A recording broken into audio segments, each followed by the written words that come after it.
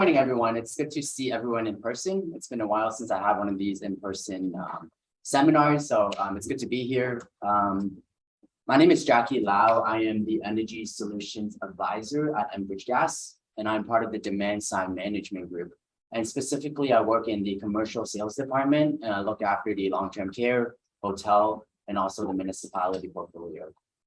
I also have with me today Chris Hamilton, who is a supervisor of the Municipal Energy Solutions team, and he will be speaking after my presentation. An agenda for what we're going to talk about today is first, we're going to give a background of what it is we do at Enbridge Gas and what our stance is on energy conservation. I'll move on to speak about the Demand Side Management Program, then I'll pass things on to Chris, and he'll speak about Enbridge's next steps in energy transition, and also different ways we can help support municipalities. So just a background. Everyone knows who Enbridge is. Yeah. Let's remind people of, okay, I'll just move on. So next slide then. So we are recognized as a leader in energy efficiency and conservation. And although we are a natural gas company, we do take pride in the positive impacts we have on the government. Sorry, not the government, the environment. And since 1995, the DSM program has been around, and we have been saving natural gas for all of our customers. And from that time all the way until 2020, we have saved a cumulative 29 billion cubic meters of gas. And to put things into perspective of what that means, 29 billion cubic meters of natural gas is equivalent to taking around 12 million cars off the road for 1 year. Or in the case of heating homes, that's equivalent to heating over 12 million homes in Ontario. Has there this is going to be Chris is going to know that I'm going to be on this one. Any analysis in terms of the extension of the natural gas system and how much of that DSM savings have been lost as a result of the expansion of the natural gas system? Well, I'll get into that a little bit, but we do have a slide a little bit where we talk about that type of thing, but you know, part of our system expansion kind of business proposition is moving people off higher emitting fuels, right, over to natural gas. So there is savings there in terms of GHG. Right, yeah. But then do you calculate how many people are moving from electricity to fossil fuels? I don't know. Okay. Yeah. Because yeah, it would be total, you get total savings if you were moving them off oil or propane to natural gas, but you wouldn't get any savings. You'd get losses in terms of GHGs if you were moving from electricity to fossil fuels. Yeah, so moving on, the DSM program is mandated by the OEB. And what happens is we're actually all paying into the DSM program inherently through our utility bills.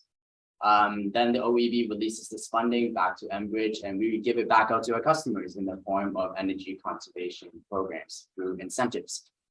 Sorry, you can just go back. Oh, yeah. Yeah. DSM framework is the backbone of our DSM program, and every few years we file a new framework to the OEB. Once they approve of it, that's how our new DSM program is born. And currently in the year 2022, we are nearing the end of our current framework.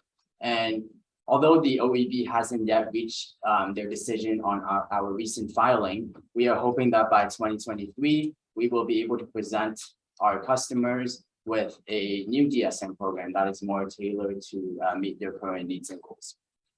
So programs are really designed to provide value to our ratepayers because our programs are ratepayer funded. And we have specific programs in each of the different sectors depending on who we're working with. So we have a unique program for the residential sector, another program for the commercial sector, and of course, another program for the industrial sector.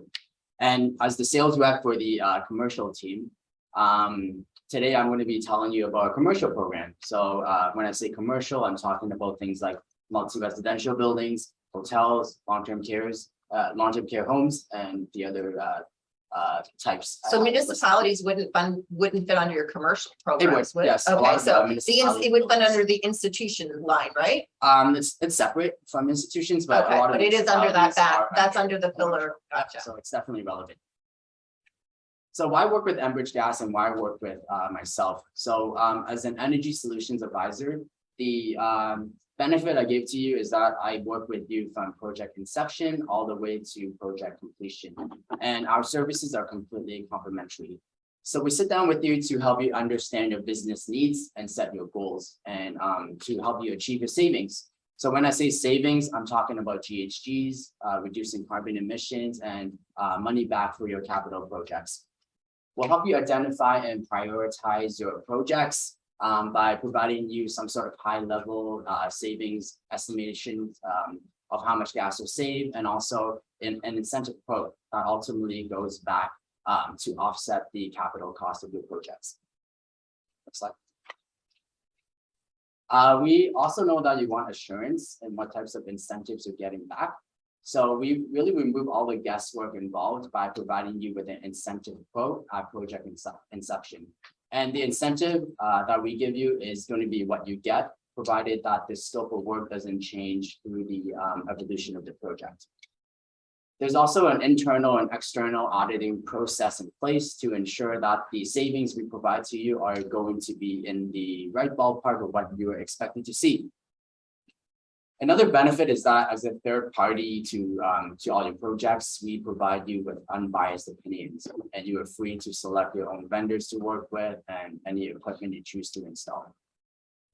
And finally, at the end of the project, you guys will get back an incentive check from Enbridge. And we don't work on an M&V model where we provide you the incentive after a year of checking what the savings actually are. We'll give you the incentive check once the equipment has been installed and commissioned.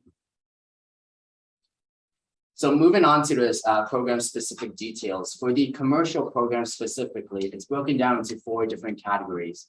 So what we have is the fixed prescriptive program, custom retrofit program, a program for audits and studies, and some more incentives for operational improvements. And for today's presentation, I'm going to be focused on the first 2 points. So the first program we have under commercial is the fixed prescriptive program. And the way that this works is there's a list of eligible equipment that's pre-approved by the OEB. And it's kind of like a coupon booklet where the incentive you get is what is shown on our program, depending on the size of the equipment and several other criteria. The incentives are capped at 50% of the total project cost. And historically, I've seen the incentives probably reach around the 30% to 50% mark. So Chris and I just handed out some brochures for you guys that will show you what kind of equipment are eligible under the prescriptive program, and it's also shown on the slide here. So for these specific equipment, there's a varying range of incentives you can get back from Enbridge Gas depending on some criteria. So if you look at, for example, energy recovery ventilators, you can get back up to $8,000 depending on the CFM of the ventilation unit and also on the sensible heat recovery effectiveness. Other equipment such as ozone laundry might be, depending on the amount of laundry you process in 1 year, and it can be up to $15,000. So moving on to the second program we have for the commercial program, we have the custom retrofit program. And this is different from prescriptive, being that it doesn't have a pre-approved equipment list. And the way that it works is that we sit down with, energy managers like yourself, or we go onto site to figure out the different types of natural gas equipment that there are, whether it be like space heating boilers or domestic hot water heaters. And then we determine a baseline, how much is the building consuming? Once we identify a project, so for example, if we are retrofitting a space heating boiler, how much savings are expected to come from this endeavor? And after we determine the savings, we'll give you a flat 20 cents per cubic meter as an incentive. So it's a very crude example. If you are working on a community center, the community center is utilizing 100,000 meters cube of gas in 1 year. And we've identified that by retrofitting the space heating boilers, you guys are saving 40,000 cubic meters. Then we'll give you a check for $8,000. And the incentive cap is $100,000 per project. And similar to the prescriptive program, we also cap it at 50% of the total project cost. I know before I said there's no pre-approved list of equipment, but historically, these are the types of equipment we've incented for under the custom retrofit program. So we've got things like boilers, water heating systems, adding a BAS to your building, heat recovery units, and maybe things like adding in variable frequency drives to your ventilation units. So for the next portion, I'm going to jump into several case studies to illustrate. The question, do you also incentivize for commercial heat pump units? So if we're looking to switch all of our rooftop units to air source heat pumps, would that be considered for an incentive? Yeah, so in one of the previous slides, it might have got skipped over, but in DSM, we do energy conservation. So these programs are designed to pay back ratepayers who are still utilizing natural gas. So in the case of heat pumps, if the customers are going off gas, then typically we don't provide incentives for that. But although saying that, we have done projects where we have provided incentives for it. So it's a case by case basis. We need to sit down with the energy managers to understand what the building is consuming, whether or not they'll still be a gas customer. And there might be, in the past, we had a program called Energy Leaders, which dealt directly with special unique projects. So we have funded for heat pumps and that with that happening. Yeah. And then just a second question for BAS, we also incentivize BAS upgrades. So for upgrading a current system and making improvements, would that be eligible for an incentive? Yeah, so currently we do have a pilot project. We call them advanced BAS system, where we take a look at. Question was BAS an improvement on BAS available for incentives? It's currently an M&B process where we're trying to quantify how much savings we've done from the programs. So there's no easy way for us to help you incentivize for them, but we are helping our customers to do that in the future. Yeah. So, say another question on the BAS. So, how are you quantifying the benefit there? How do you quantify the benefits associated with BAS in terms of natural gas reductions or fossil fuel reductions? I'm not calling it.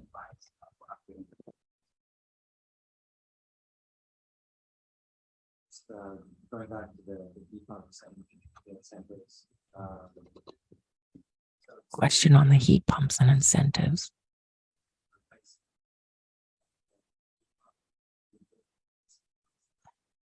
The question is, if you went from that fossil fuel to fully electric air source or heat pump, no, don't matter whether it's air source or geo, will you get an incentive? Enbridge says no, but they will incentivize for hybrid heating.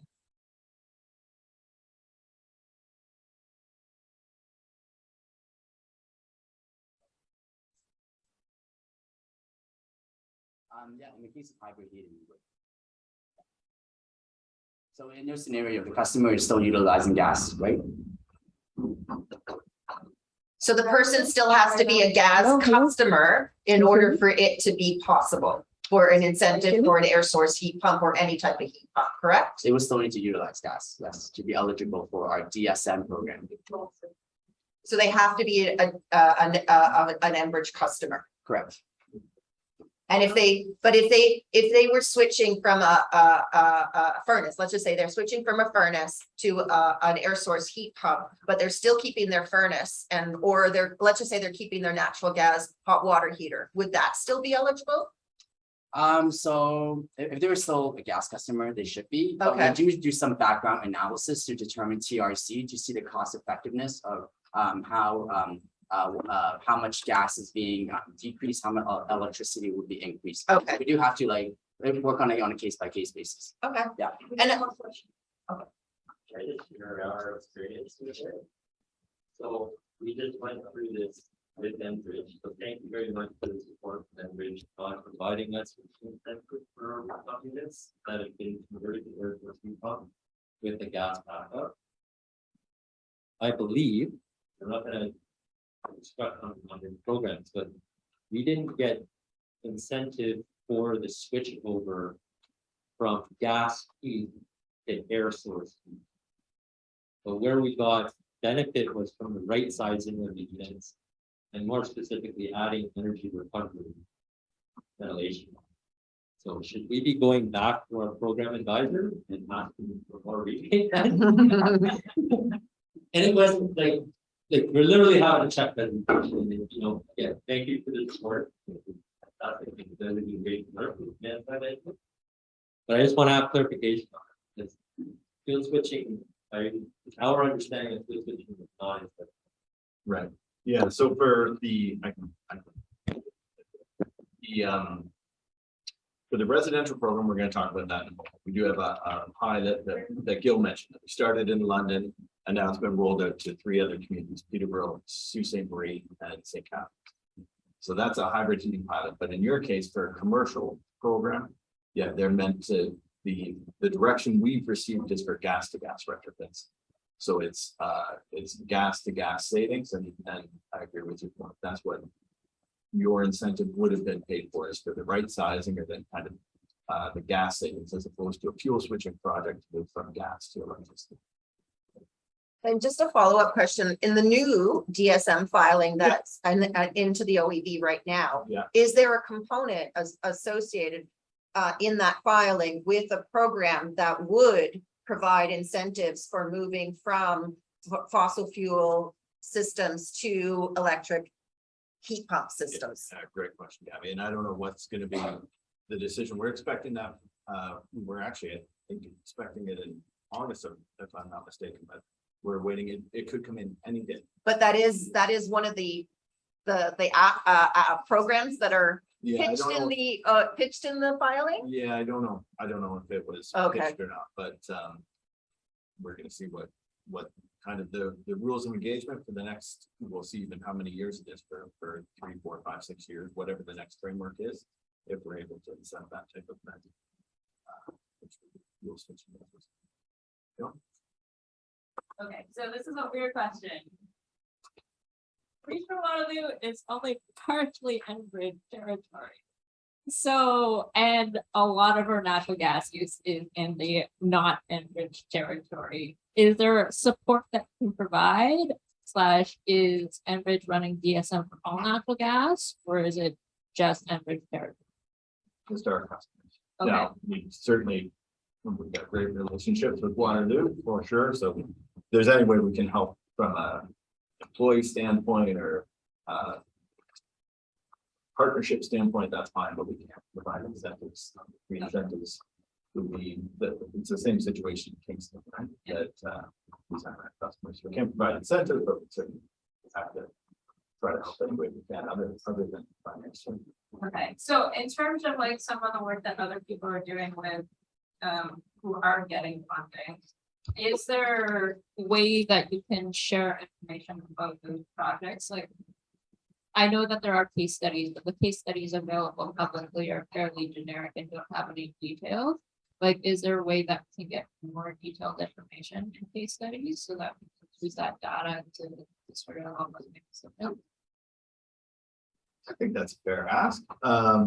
Provided that the customer, the end use customer, was comfortable with us sharing information, and it is information to receive, right?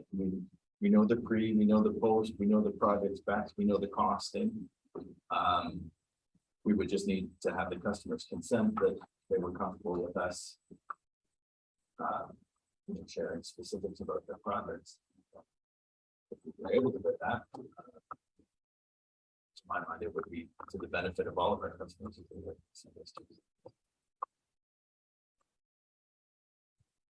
Does that answer your question? Yes, I guess the next question is process to make that happen. Yeah. And I would think on a case by case, sorry, Jacky, but I'll give my 2 cents and you jump in with any other thoughts you have, but you know, if you're working with Jacky, or in the case of Waterloo, I think he's Mark Simon, if I'm not mistaken, right? If there was a type of project, Mark is the regional expert, so he's gonna know what's happening in that area. And if you said to Mark, I'm thinking about doing this type of thing, have you got other customers that are doing it? Mark's gonna know if he does. And, you know, the process to answer your question, I think Mark can reach out to those customers saying, hey, would you be comfortable if I shared some specifics? You know, am I allowed to tell them this, that, and the other? Because maybe we can replicate this project somewhere else. So that would be the process to my mind, and Jacky would see that all the time with hotels, that one hotel does something and then the other hotels, you know, would benefit them to do it as well. It's just a matter of to what extent we share those details. I guess one of the questions is like the regional boundaries to that, because like so a lot of the projects that we're talking about doing right now haven't been done a lot yet. So like there might not be one in my region, there might be one somewhere else. Yeah. So is there like a collective pool of all of these projects somewhere that Mark could look up and say like, oh, we haven't done it in one region, but we've done it or wherever in Yeah. Certainly, we have a system of record where we put all these projects, so it could be extracted. But we're talking about a team of roughly 16 people or something that work really closely together. So Mark and Jacky, for example, myself, just a little bit off to the side, but you know, it would be as easy as emailing out to the group saying, you know, of mine is looking at doing X, Y, Z at a recreation center. You know, who's done that type of work, come and connect. And then, so I think it is. It's really good. Sorry, yeah, no, Yeah. We sum it up as well. Are there any other questions before we move on? Oh, did I supposed to go back to the other one? Yeah, I don't think we got touched upon case studies. Okay, And there's one more actually. okay. Space heater boiler, that one? Yeah, so just 3 case studies I want to present to you today, just to illustrate the incentives we can give back out through our custom retrofit program. So the first of which is at a library facility that I worked on this year. The library was over 180,000 square feet in size, just to give you a sense of how big it was. The first thing that we did was I sat down with the energy manager to understand the building consumption of the site and the types of natural gas equipment that we had. Because this is a space heating boiler retrofit project, we then extracted the loads that were irrelevant to what we were looking at. We ended up finding that about 211,000 cubes of gas was used in 1 year just for space heating for that site. And by removing the 2 atmospheric boilers and replacing it with 3 mid-efficiency boilers at 85%, we were able to reduce the gas by 60,000 cubes in 1 year.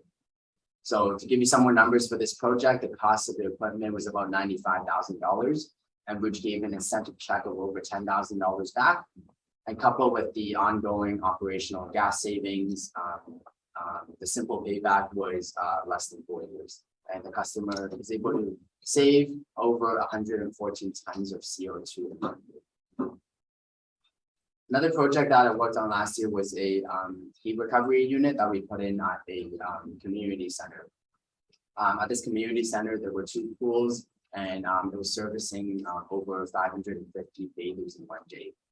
And we're putting a heat exchanger to preheat the incoming city water, and typically the water is coming in at 50 degrees Fahrenheit, and it needs to be heated up to 77 degrees to be serviceable.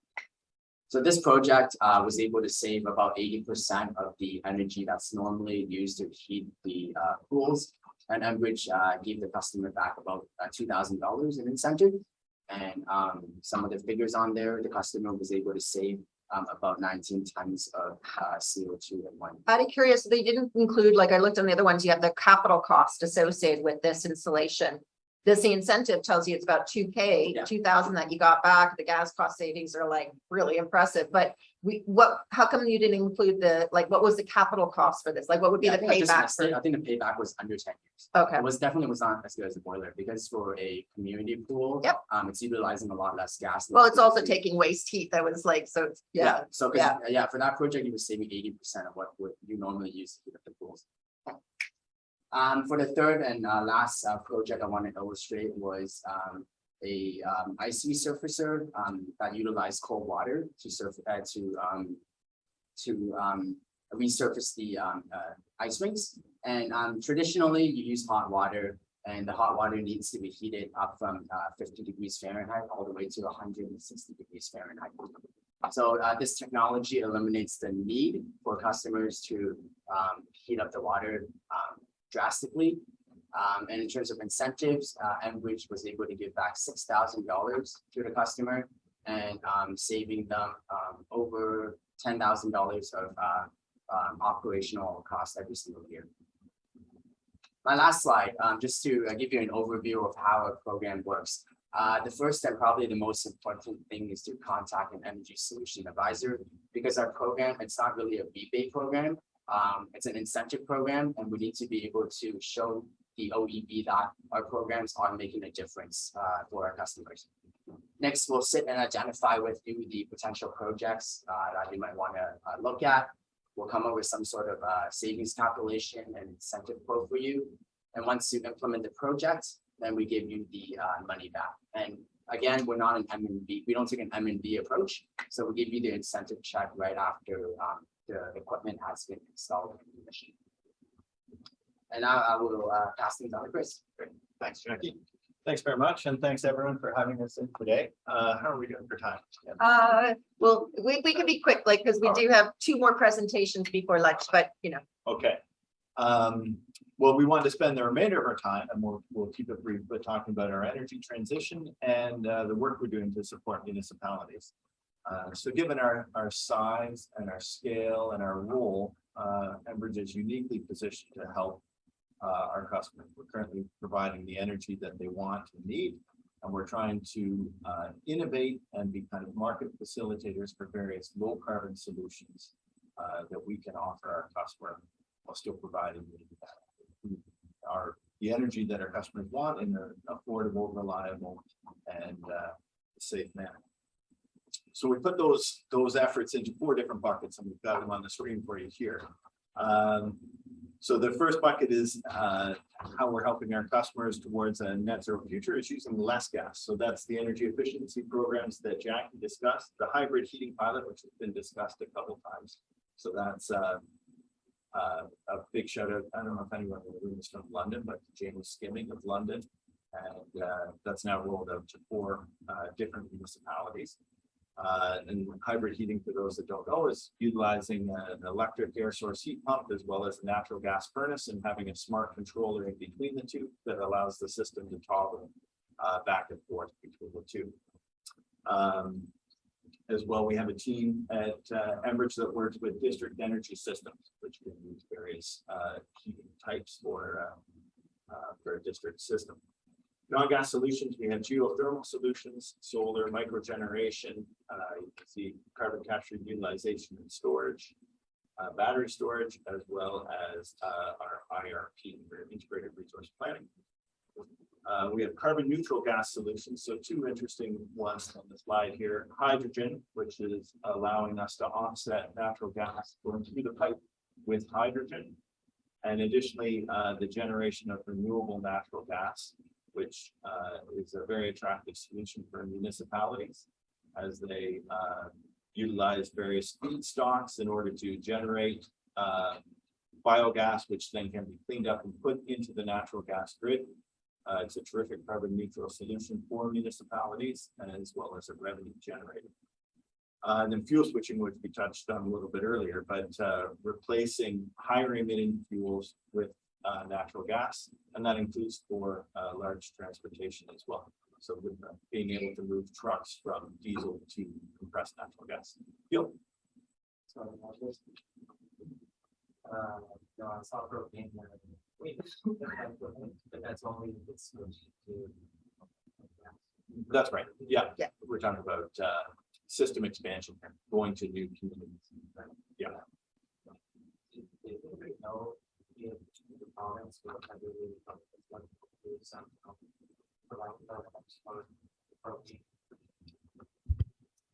You mean incentive programs for propane switching outs? The only one from the commercial sector, from the residential sector? Only the greener homes at this point in time. That was why I was asking. I was curious whether Enbridge was going to have as part of its if it had as part of its filings for the OEB to get approval for allowing DSM funds to be actually spent for moving natural gas to electricity. Which it doesn't at present in your present DSM framework allow for that fuel switching, correct? Yeah, to my knowledge,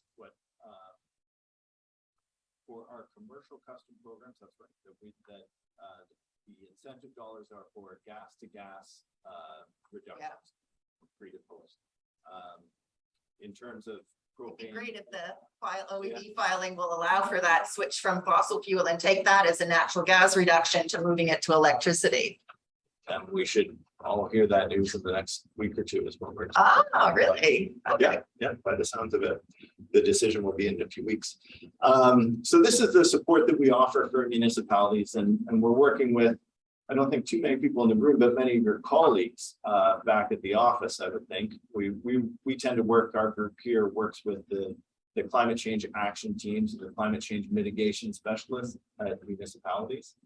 Ontario has 444 municipalities, and Enbridge serves 341 of them. So about 3/4, and we're actively working with many of the municipalities in Ontario.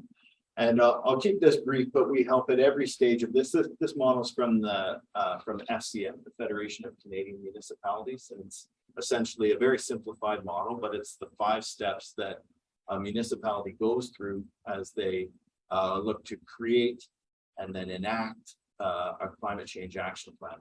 And Enbridge can help at every step of the way there, from providing emissions data with our natural gas consumption data. We can break it down by residential, commercial, industrial, multi-res for any time period.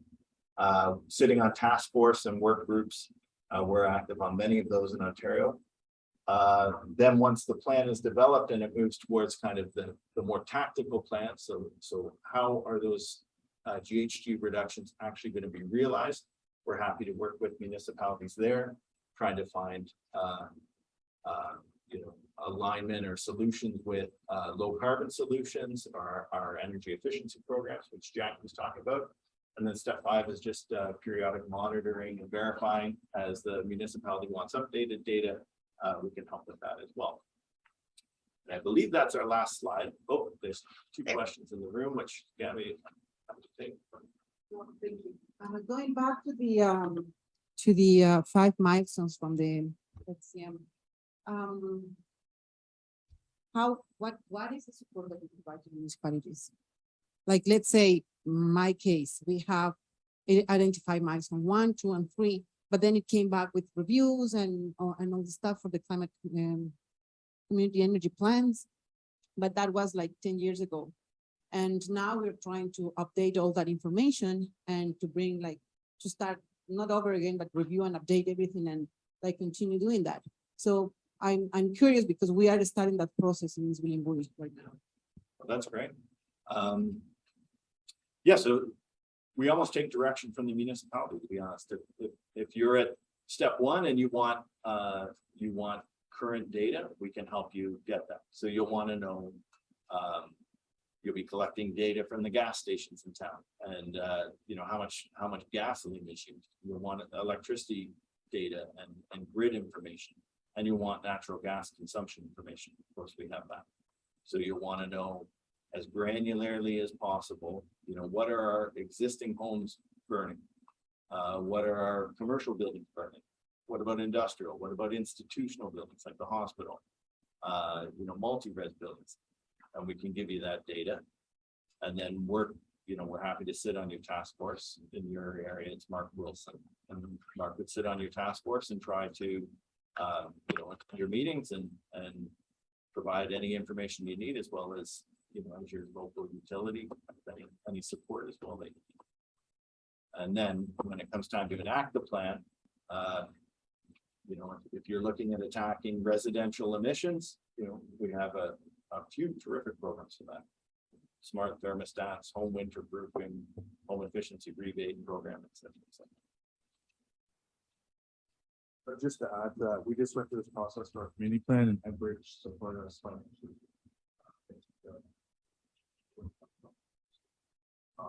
That's still the case, but there's someone that is available to market. Great. I'm glad you brought that up. That's right. We do have a small fund where we can help financially, and actually there's enough, we have a $5,000 to $10,000 fund to financially support municipalities that are actively embarking on creating a climate change action plan or enacting one. And then the other thing that we've done in certain cases too is try to help with financing for energy concierge.